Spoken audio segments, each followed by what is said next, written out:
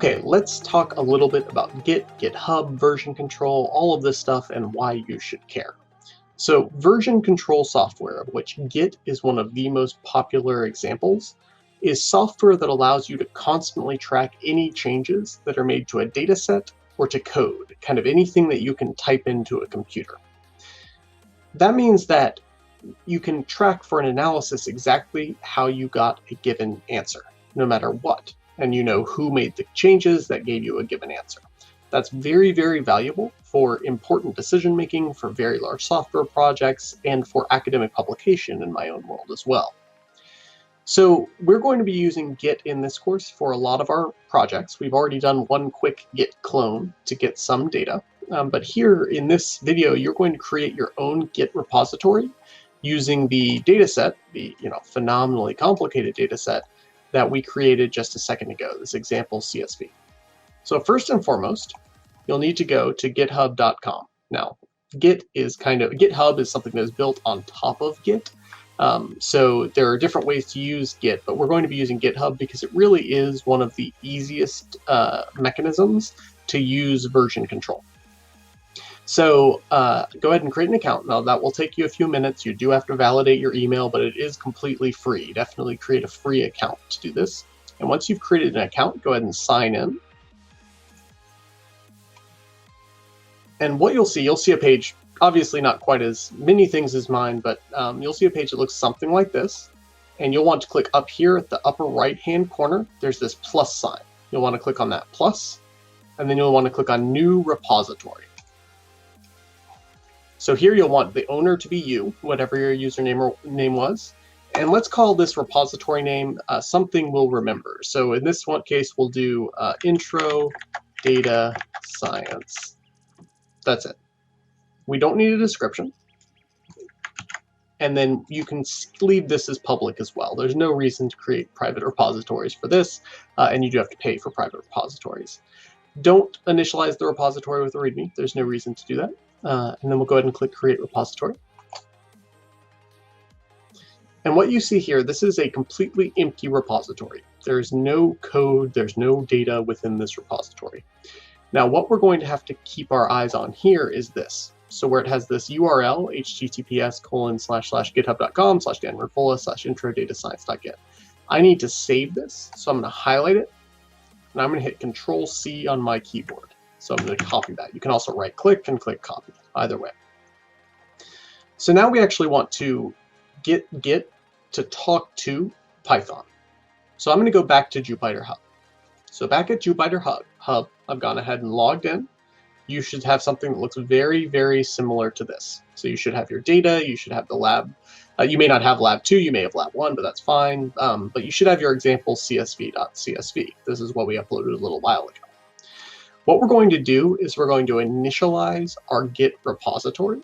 And so that way, anything that we create from this moment forward is going to be able to sync with Git. So this will look a little scary, but I promise it's not. So I'm going to click on New, and then Terminal. And oh my gosh, look how terrifying this is. Terminal is just another way to access all of this information. So Terminal lets you get into the same types of things that I'm clicking on here, just using text instead. So if you type in ls, as an example, just ls and then hit enter, you can see data, example CSV, and lab 2 data and processing, the same things that I'm looking at here. So what I can do here, though, is I can use Git to pull and push and initialize my repositories on this Jupyter. So all I have to do in this case is I'm going to type in Git clone, and then I'm going to right click, I'm going to click paste. Right, so now I've pasted in that URL that I got from right here. And this was after I created my new repository. And I'll go ahead and enter. And of course, nothing will happen, right? So I've now cloned an empty repository. Congratulations to me. If I type in ls now, you'll see there's now a new folder, Intro Data Science. Here, again, the same thing. Now I have a new folder, Intro Data Science. The reason this folder is called Intro Data Science is because I named my Git repository Intro Data Science. And so anything that goes into this folder is going to be able to sync with this Git repository. So if I click on this, obviously it's empty right now. In here, if I type in cd for change directory, space, intro, data science, and I hit enter, and then I type in ls, again, of course, there's nothing there, right? There's nothing that we've created. So I'm going to go ahead and hop over to Jupyter. And again, if we go from our home directory into this folder, Intro Data Science, click in there, and I'm going to click on New Python 3. And here I'm going to go ahead and name this first Git. So this will be my first Git file. If I look back here, again, here's my file, firstgit.ipy. And in this file, I'm going to write, kind of whatever I want. In this case, I'll go ahead and write, hello GitHub. And I put a little comment before this. You don't have to do this. Really doesn't matter at all what you write here. Just go ahead and put down something and then go ahead and save. So save and checkpoint. And then what we'll do is I'm going to go back to this screen. And let's type in ls again. Okay, let's cd into our intro data science folder. So I typed in cd, again, that stands for change directory. It's the exact same thing as going into here and clicking on this button. I'm going to do the same thing here. So cd intro data science and type in ls. Okay, and now I can see that first Git that I just created.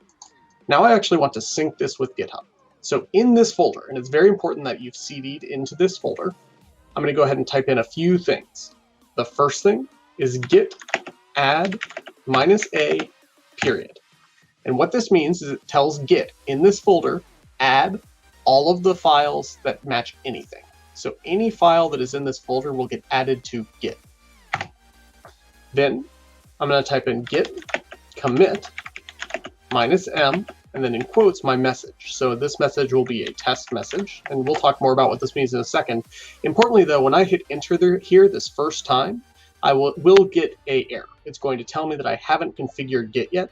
So when I hit enter, you'll see this. It basically Git says, I don't know who you are, who is trying to commit, do you have rights to do it, all of that type of stuff we just don't have the answer to. So what I'm going to do is we'll go ahead and you'll have to do the exact same thing, is I'm going to type in git config two minuses global user.email, and then so all of that will be exactly the same for you. And then in quotes, I'm going to put the email I used to register for GitHub. So in this case, it's dan@danrunfola.com. And so I'm going to hit enter. Won't tell me anything. Same thing for the next line. So git config global user.name. And my name, again, on GitHub is Dan Runfola, no space. So all of that in quotes, exactly like that.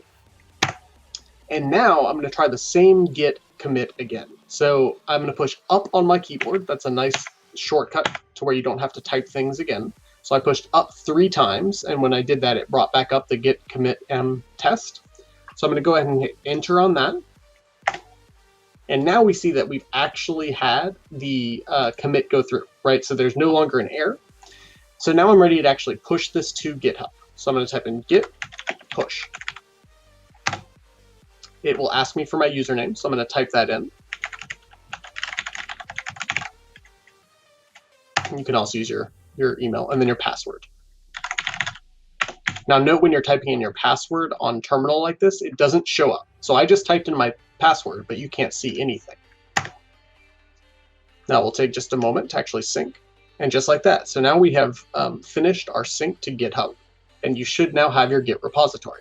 So this is Git. So if I go to the URL, github.com/danrunfola, my username, intro data science, you would replace, of course, my username with your own.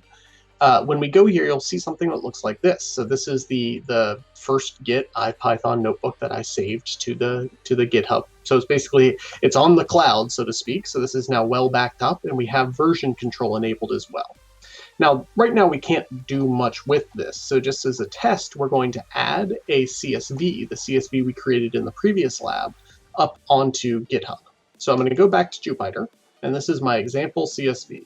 Go ahead and click on this, and if you'll recall, the example CSV is very, very simple. Student, height, grade, all of my student names, their heights, and the hypothetical grade that they received, right? There's not much real data here. So what we want to do is we will actually want to add that into our intro to data science folder. So I'm going to check in the Jupyter hub. I'm going to check beside this, and I'm going to click Move. I'm going to move it to Intro Data Science. Intro Data Science. Go ahead and click Move. And now in my Intro Data Science folder, I now have that CSV. So now what I want to do is actually sync that with Git. So at the upper right-hand corner here again, I'm going to click on New, and then Terminal. So I'm back in this beautiful terminal. I'm going to type in ls again to see where I am. So I need to do cd intro data science. So again, I'm changing my directory into the intro data science directory. And type in ls again. And now I can see all of these different files. If I want to, inside of a terminal like this, let's say I want to take a quick look at example CSV, I can type in nano example CSV. And it brings up a little tiny text editor. Control X is what lets you exit, so Control and X on my keyboard. But what I really want to do here is do the Git. So I'm going to first add the new files to my Git repository. So git add -a dot, and again, this will add everything in the folder, but all we have is that CSV. I'm going to git commit -m adding a CSV. So I'm putting in the message that that's what I'm doing. And then I'm going to git push. My username as before, and my password.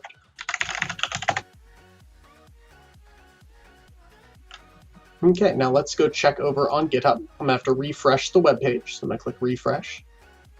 And voila, now we have this example CSV. You'll also see here now, in this column, the most recent time that anything was updated, which commit it was. So the first git.ipy, when I did this adding a CSV commit, I probably inadvertently edited this before I did it. And so that's why it shows up here, is this is when it happened. So if I click on adding a CSV, it'll actually show you how things were changed as well. So you can see example CSV was created, and we added these 4 lines, which is exactly what we wanted to do. We can also in GitHub look at these CSV files. It has a built-in way to quickly look in kind of a nice way at what is contained within a CSV. So you'll remember when we downloaded data in the first lab from the website, from the GitHub website, we kind of did a git clone, and when we did our git clone, we just got a big data folder. We basically could do the same thing here. You could give this URL to someone else, the github.com/danrunfola/intro data science, tell them to do a git pull, and when they did that, or a git clone, and when they did a git clone, they would automatically get this, just like we had done before. So that's GitHub with data. From here, what we're actually going to do is the last thing, the last example of how to get data is going to be going in and using a PDF. So how do you actually extract data from within a PDF document?